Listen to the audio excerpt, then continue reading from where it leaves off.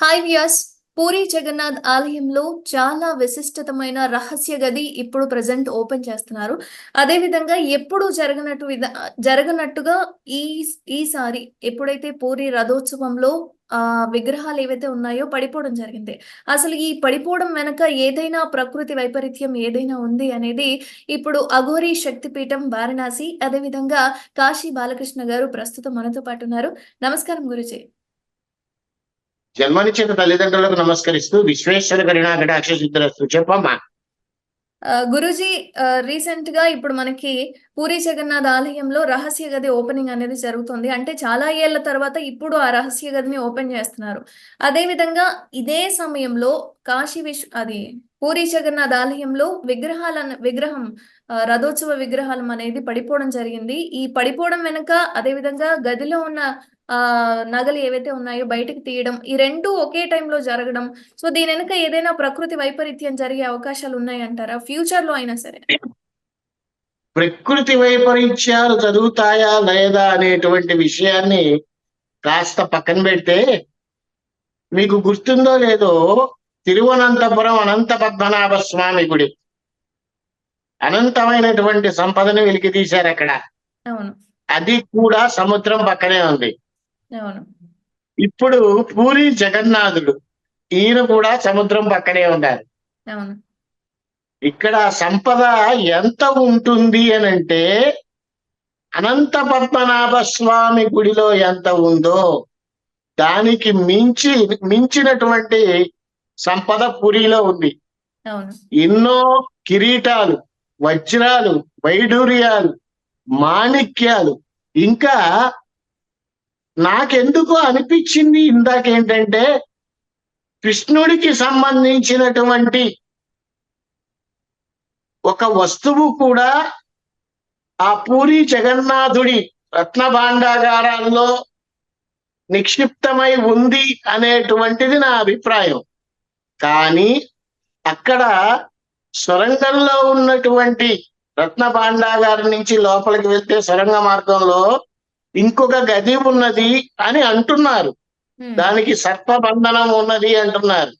దాన్ని మాత్రం ఓపెన్ చెయ్యకూడదు. కానీ ఈ రోజున పూరి రథ జగన్నాథుడి రథంలో నుంచి విగ్రహం కింద పడింది అనంటే, అది నిజంగా చెప్పాలంటే ప్రకృతి వికృతంగా మారుతుందేమో అని అనిపిస్తోంది.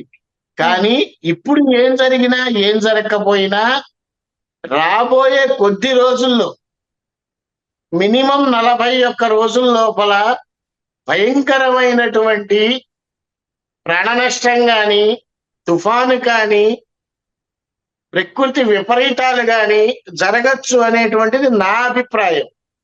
ఇంత భాండాగారం అని నిజం చెప్పాలంటే మన భారత భూమే అనంతమైనటువంటి సంపదకి లోనై ఉంది.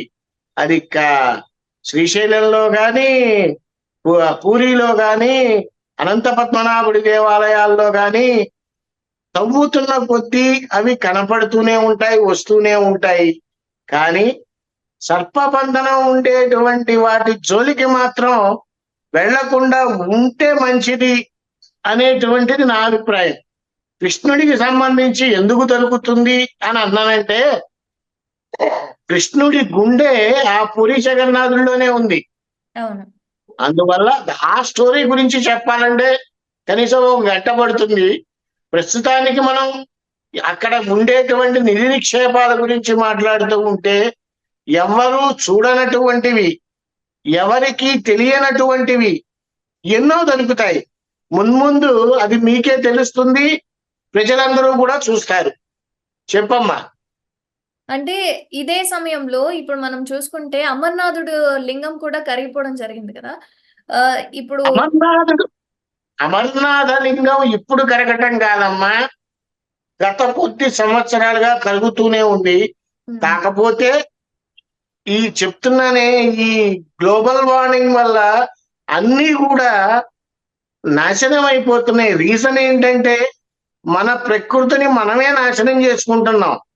అడవుల్లో ఉండాల్సిన జంతువులు రోడ్డు మీదకి వస్తున్నాయి. రోడ్డు మీద ఉండాల్సిన మనుషులు చెట్లని కొట్టేసి అడవుల్ని కూడా కొట్టేసి విలాసవంతమైనటువంటి భవనాలు నిర్మిస్తూ ఉంటే ఎవరు ఎక్కడ ఉండాలో అక్కడే ఉండాలి. అవును. అలా అడవుల్ని నాశనం చేస్తూ వృక్ష సంపదని నాశనం చేస్తూ ఉంటే ప్రకృతి నాశనం అవ్వక ఏం జరుగుతుందమ్మా?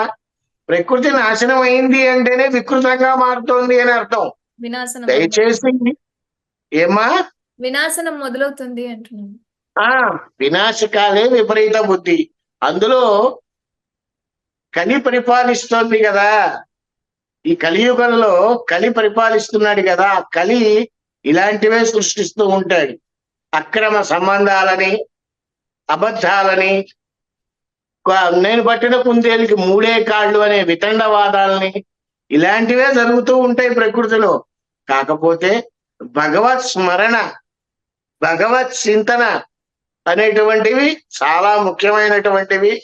కానీ నాకు చాలా బాగా నమ్మకం ఏంటయ్యా అంటే, పూరి జగన్నాథుని ఆలయంలో రత్నభాండాగారంలో దొరికినటువంటివే కాకుండా ఎవరికీ తెలియనటువంటివి కిరీటాలు గాని, వజ్రాలు గాని, వైడూర్యాలు గాని, మాణిక్యాలు గాని, మణులు కాని, కృష్ణుడి సమయంలో ఉన్నటువంటి ఏదో ఒక వస్తువులు ఖచ్చితంగా దొరుకుతాయనేటువంటిది నా ప్రగాఢ విశ్వాసం.